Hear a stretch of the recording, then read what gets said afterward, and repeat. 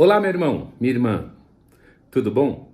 Então, estamos aqui para o segundo vídeo sobre o sacramento do batismo.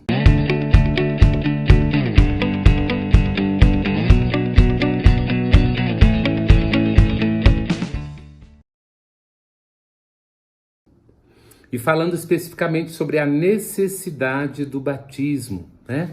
Falar da necessidade do batismo e a graça batismal, a graça do batismo.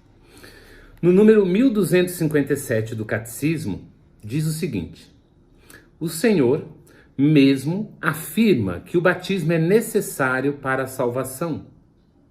Também ordenou a seus discípulos que anunciassem o Evangelho e batizassem todas as nações. O batismo é necessário para a salvação, para aqueles aos quais o Evangelho foi anunciado e que tiveram a possibilidade de pedir este sacramento.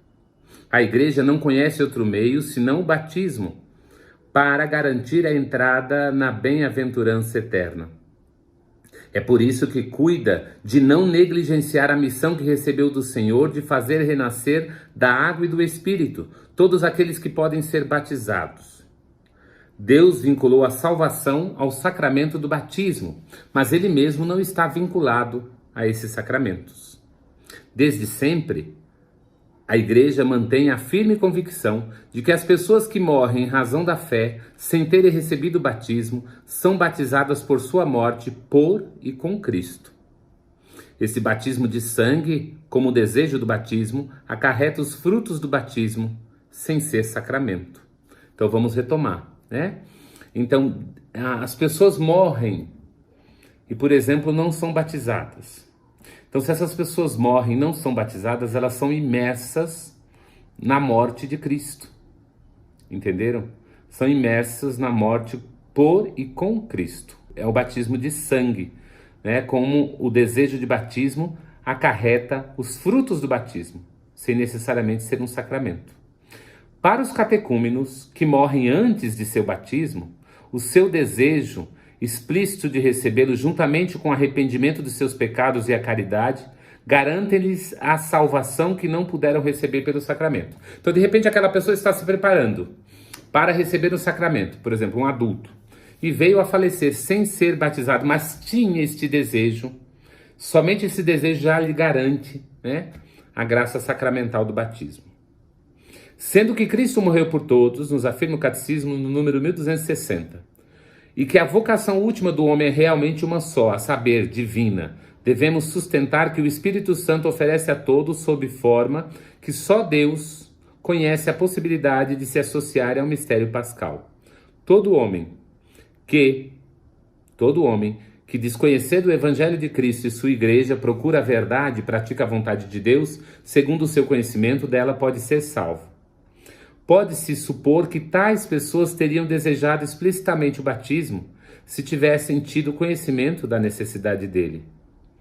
No número 1261 nos afirma o seguinte: quanto às crianças mortas sem batismo, a Igreja só pode confiá-las à misericórdia de Deus, como faz no rito das exéquias por elas.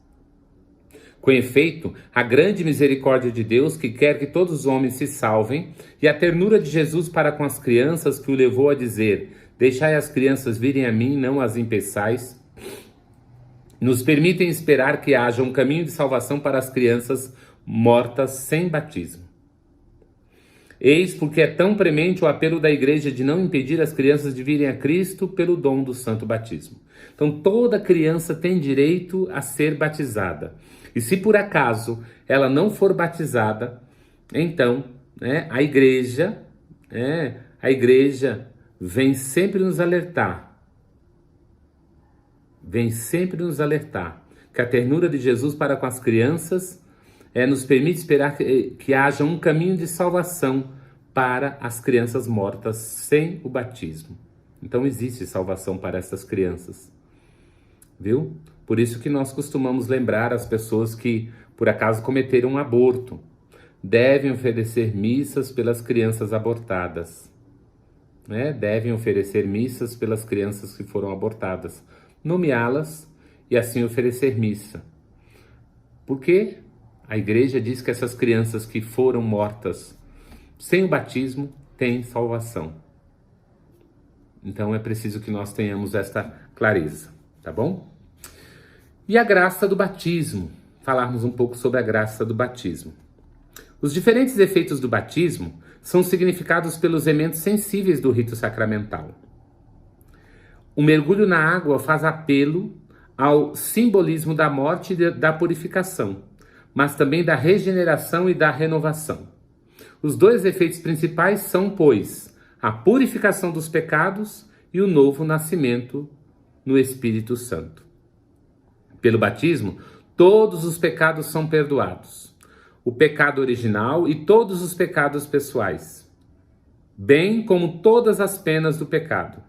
Com efeito, naqueles que foram regenerados não resta nada que os impeça de entrar no reino de Deus. Nem o pecado de Adão, nem o pecado pessoal, nem as sequelas do pecado, das quais a mais grave é a separação de Deus. No batizado, porém, certas consequências temporais do pecado permanecem, tais como os sofrimentos, a doença, a morte ou as fragilidades inerentes à vida, como as fraquezas de caráter, assim como a propensão ao pecado, que a tradição chama de concupiscência, ou, metaforicamente, o incentivo do pecado. Deixada para os nossos combates, a concupiscência não é capaz de prejudicar aqueles que, não consentindo nela, resistem com coragem pela graça de Cristo. Mais ainda, um atleta não recebe a coroa se não lutou segundo as regras, como nos afirma a segunda carta de São Paulo a Timóteo, capítulo 2, versículo 5. O batismo não somente purifica de todos os pecados, mas também faz do neófito uma criatura nova, um filho adotivo de Deus, que se tornou participante da natureza divina, membro de Cristo e co-herdeiro com ele, templo do Espírito Santo. A Santíssima Trindade dá ao batizado a graça santificante, a graça da justificação, a qual torna-o capaz de crer em Deus, de esperar nele e de amá-lo por meio das virtudes teologais. Quais são as virtudes teologais? A fé, a esperança e a caridade. Concede-lhe o poder de viver e agir sob a moção do Espírito Santo por seus dons. Permite-lhe crescer no bem pelas virtudes morais. Assim, todo o organismo da vida sobrenatural do cristão tem sua raiz no santo batismo. E aí eu pergunto a você, meu irmão, minha irmã, como você tem vivido o seu batismo? Você tem procurado uma vida de coerência nas suas escolhas, na sua vivência? O batismo nos faz membros do corpo de Cristo, como nos afirma o Catecismo da Igreja, no número 1267. Somos membros uns dos outros. O batismo incorpora a Igreja. Das fontes batismais nasce o único povo de Deus da nova aliança, que supera todos os limites naturais ou humanos das nações, das culturas, das raças e dos sexos. Fomos todos batizados num só Espírito para sermos um só corpo. Nos tornamos membros de uma única Igreja. Os batizados tornam-se pedras vivas para a construção de um edifício espiritual para um sacerdócio santo.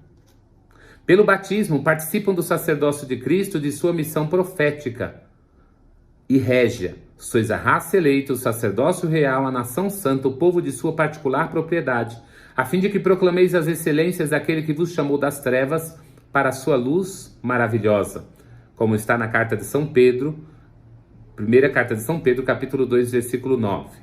O batismo faz participar do sacerdócio comum dos fiéis.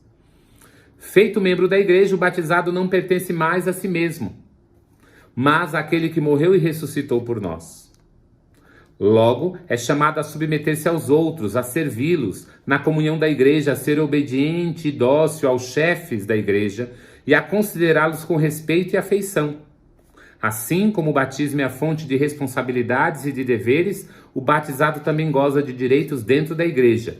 Primeiro, de receber os sacramentos, de ser alimentado com a palavra de Deus e de ser sustentado pelos outros auxílios espirituais da Igreja. Tornados filhos de Deus pela regeneração batismal, os batizados são obrigados a professar diante dos homens a fé que pela Igreja receberam de Deus e a participar da atividade apostólica e missionária do povo de Deus. Olha que lindo! Então todos nós nos tornamos membros da Igreja, somos herdeiros também de todos os bens espirituais dessa mesma Igreja e devemos nos tornar também membros, dessa comunidade apostólica e missionária do povo de Deus. Se você gostou deste vídeo, curte, também que você possa compartilhar e que você possa se inscrever no nosso canal. Um grande abraço.